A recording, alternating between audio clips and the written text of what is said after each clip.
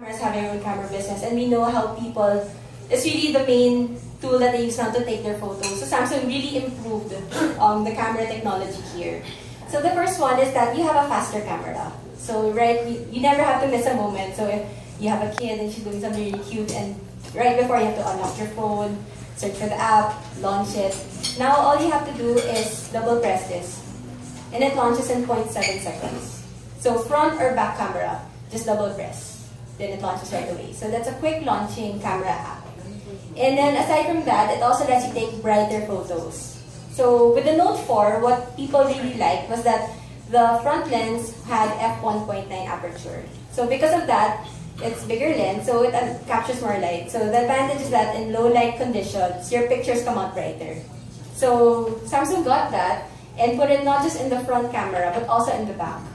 So now both are f1.9 in terms of aperture.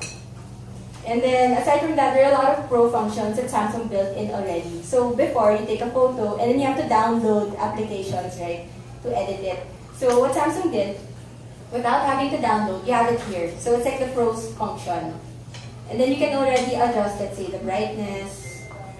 For those who are in the Instagram, you can already put your filters, your ISO, your white balance, even the macro settings. You can already edit it here and compose your picture before you take it. So that's also something that, a nice enhancement that they put over there. And then also a lot of things. So it has like the fast motion, slow motion. It even allows you to take 3D virtual shots. So later we'll demo it. So you take a picture of something, and then you'll be able to tilt your phone and see different angles of it. So later we're on, we'll show that to you. Okay, so aside from that, I'll also talk about the battery. So that's also another common feedback that we get.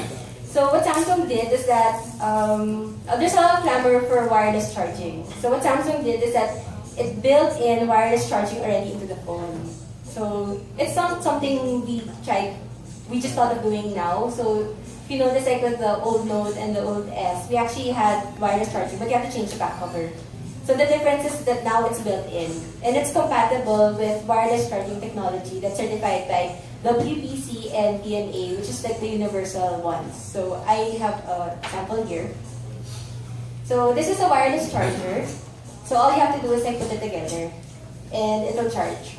So it'll take you to 0 to 100 in just 3 hours, which is for wireless charging already quite fast. And then, so aside from that, if you don't have this, there are some actually Starbucks and McDonald's or even IKEA furniture that they're building in a wireless charger.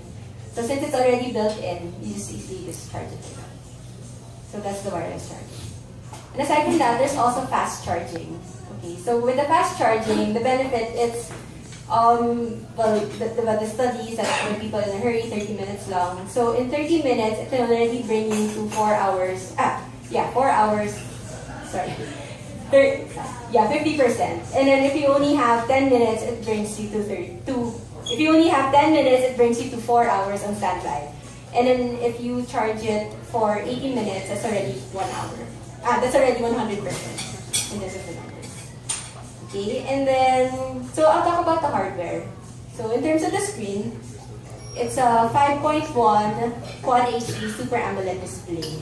So 5.1, that's actually like the predecessor, but the screen has been updated. So from FHD, it's now QHD. Okay, so the QHD, the last time we had that was with the Note 4. So we put that technology into the S6.